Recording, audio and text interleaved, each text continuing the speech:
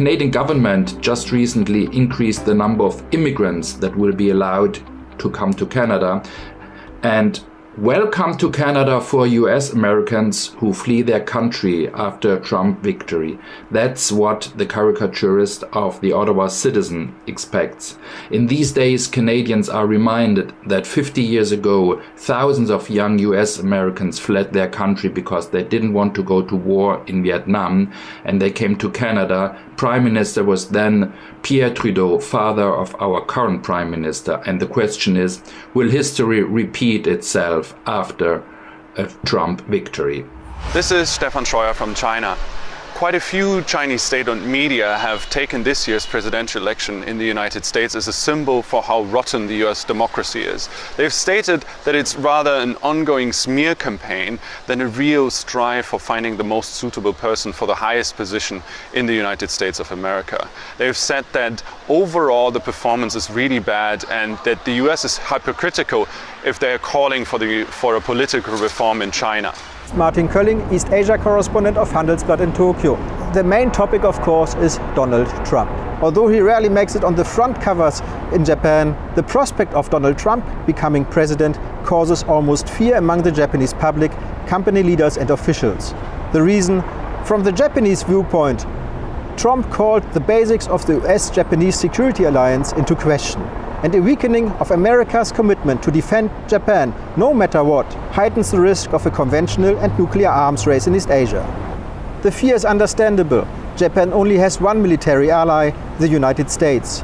And they see the alliance as indispensable to keep China's more and more aggressive territorial claims and North Korea in check. Therefore, the Japanese want a president who firmly stands to the obligations of the security treaty. And for the Japanese, this candidate is Hillary Clinton and not Donald Trump.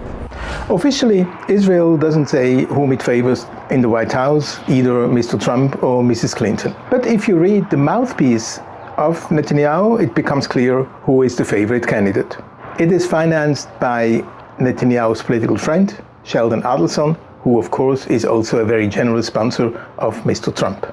Mr. Trump is expected not to be an enemy of settlements and not to consider settlements as obstacle to peace.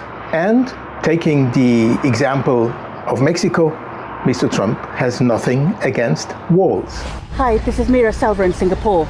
Markets actually fell today when it became clear on the polls that Donald Trump has a better chance of winning than people had previously thought. But what's really interesting, people, here is what's going to happen to TPP. That's the Trans-Pacific Partnership, the trade deal that was meant to link Pacific countries that include Australia and New Zealand, as well as Singapore, Vietnam and Malaysia, with America. It was a key part of President Obama's pivot to Asia.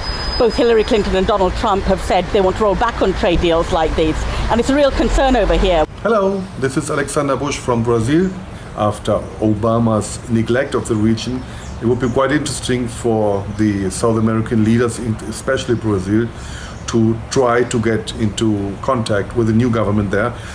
At the moment, they don't really distinguish between Trump and Hillary. On the other hand, the Russian and Chinese investments in Brazil are growing, and this is quite a big change, and this will affect also the future relations with the United States. Hi, it's Barbara Woolsey in Germany.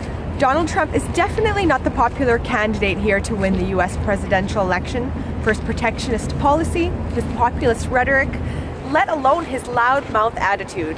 So it's no surprise that today the German media is focusing on how tight this election race appears to be getting, at least according to the polls. The front page of Tagesspiegel, for example, has the latest ABC survey, which actually has Trump ahead. So definitely an unsettled feeling here in Germany that perhaps Hillary Clinton does not have this race in the bag after all.